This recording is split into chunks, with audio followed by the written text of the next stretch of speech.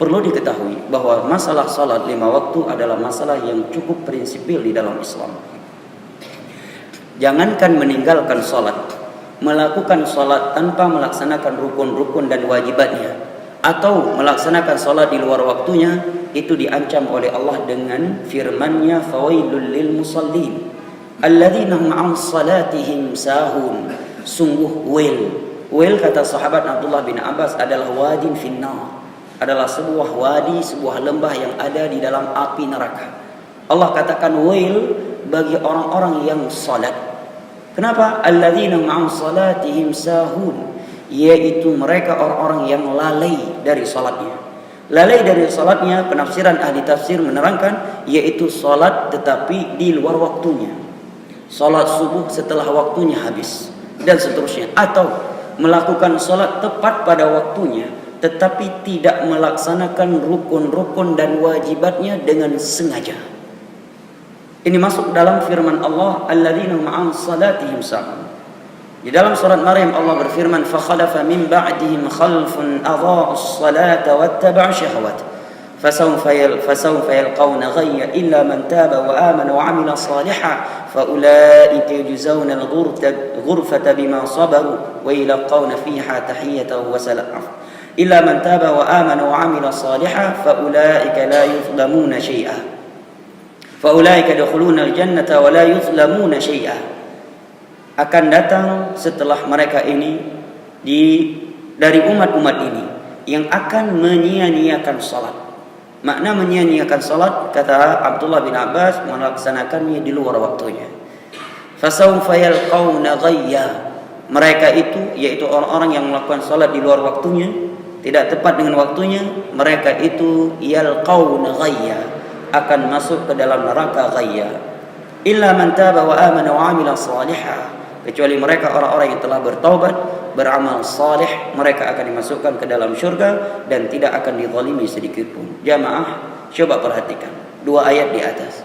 Allah menyebutkan ancaman yang begitu keras untuk mereka yang melakukan salat tatkala mereka melakukannya tidak tepat pada waktunya.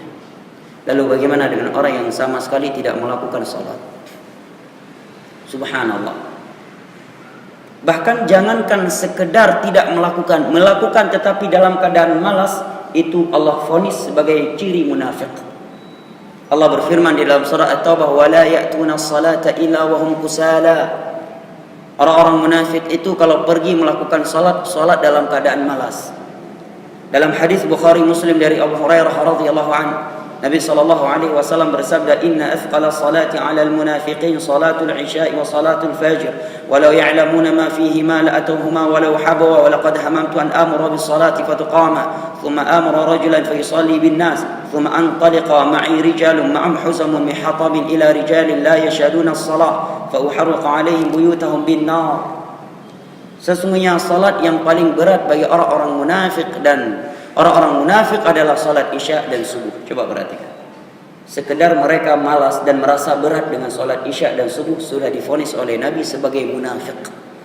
Sekalipun dia melakukannya, kata para ulama. Nabi memvonis dia munafik kalau merasa berat untuk salat. Risih mendengar azan. Risih melihat orang-orang yang pergi ke masjid. Berat untuk pergi ke masjid. Walaupun dia pergi, divonis oleh Nabi sebagai munafik. Salat yang paling berat bagi orang-orang munafik adalah salat isya dan salat subuh. Walau ya'lamuna ma fihima la atauhuma walau habwa. Dan kalaulah mereka mengetahui keutamaan pergi melaksanakan salat isya dan subuh, niscaya mereka akan pergi melaksanakannya sekalipun harus merangkak. Kemudian Nabi menyatakan, walaqad hamamtu an amura bis salati fataqama thumma amara rajulan fayusalli bin nas. Sungguh aku telah berencana agar salat ini ditegakkan. Kemudian aku perintahkan seseorang untuk menjadi imam. Lantas aku pergi bersama beberapa algojo bersamaku, membawa kayu-kayu bakar dan api, mencari kaum lelaki, jazakallahu khairan, yang tidak menghadiri salat yang sedang ditegakkan. Lantas aku bakar rumah-rumah mereka. Coba perhatikan. Dia salat tapi di rumahnya, enggak salat jamaah. Rasulullah berencana untuk membakar rumahnya. Lalu bagaimana dengan orang yang tidak salat secara totalitas? Secara totalitas. tidak jamaah dan tidak pula sendirian. Yang sholat tapi tanpa jamaah aja, Rasulullah punya rencana ingin membakar rumahnya kalau dia tidak pergi sholat jamaah tanpa uzur syar'i. Apalagi kalau nggak sholat. Di dalam surat Al-Mudaththir, Allah menerangkan kepada kita pertanyaan penghuni syurga kepada penghuni neraka. Ma salakakum fi saqar? Qalu lam nakum minal musallin. Penduduk syurga bertanya kepada penghuni api neraka, kenapa kalian tersungkur ke dalam neraka saqar? Mereka menjawab, lam nakum minal musallin, dahulu kami tidak melakukan salat. Di dalam hadis yang diriwayatkan oleh Imam Abu Dawud dari Abu Hurairah radhiyallahu anhu, Nabi bersabda, inna awwala ma yuhasabu alaihi al-'abdu yaumal qiyamah as-salah.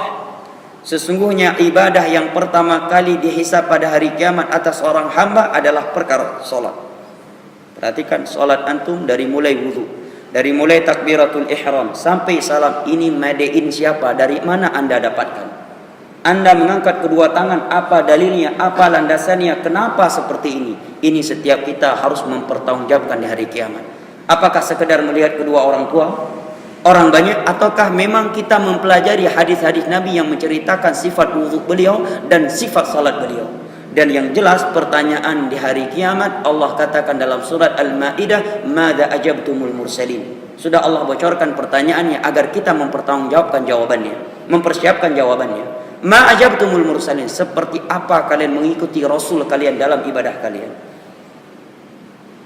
Kemudian di dalam masalah salat ini, para ulama seperti Al-Imam Ibnu Abdul Bar dalam kitabnya At-Tamhid Syarah Muwatta Imam Malik, beliau menukilkan kesepakatan para sahabat Nabi bahwa orang yang meninggalkan sholat secara totalitas 5 waktu.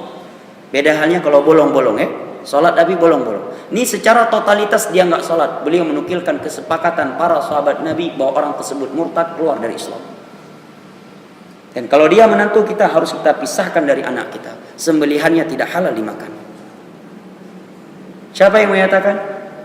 Imam Ibnu Abdul Bar hidup pada abad keempat dalam kitab At-Tamhid Syarah Muwatta Imam Malik menukilkan kesepakatan para sahabat Nabi.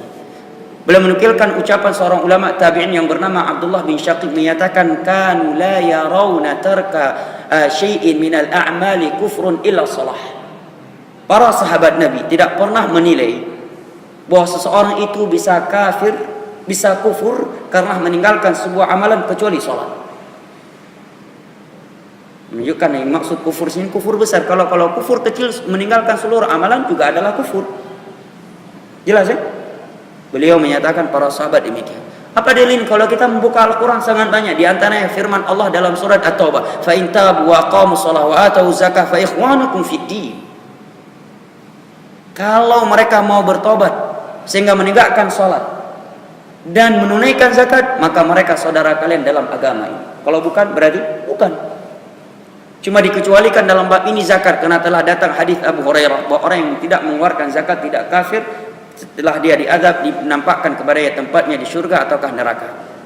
Adapun salat tidak dikeluarkan dari keumuman tersebut karena tidak ada dalil yang mengecualikannya. Bahkan hadis Buraidah dalam Sunan Abi Daud, Nabi bersabda, al-ahdul ladzi bainana wa bainahum as-salah faman tarakaha faqad kafar. Perbedaan antara muslim dengan muslim adalah salat. Yang meninggalkan salat secara totalitas dia kafir. Hai ustaz, kerana tu wam kafi malam nyu hadis Nabi kan bahasa lu yang kerah dari long tok nada ngentu. Ucapan Nabi sallallahu alaihi wasallam. Kalau dikatakan kufur yang dimaksud di situ kufur kecil. Kalau dikatakan kufur kecil, maka semua amalan juga demikian, tidak ada keistimewaan untuk salat. Meninggalkan zakat juga kufur kecil. Meninggalkan salat sunnah dalam keadaan sehat dan mampu dilakukan juga kufur kecil, kufur nikmat.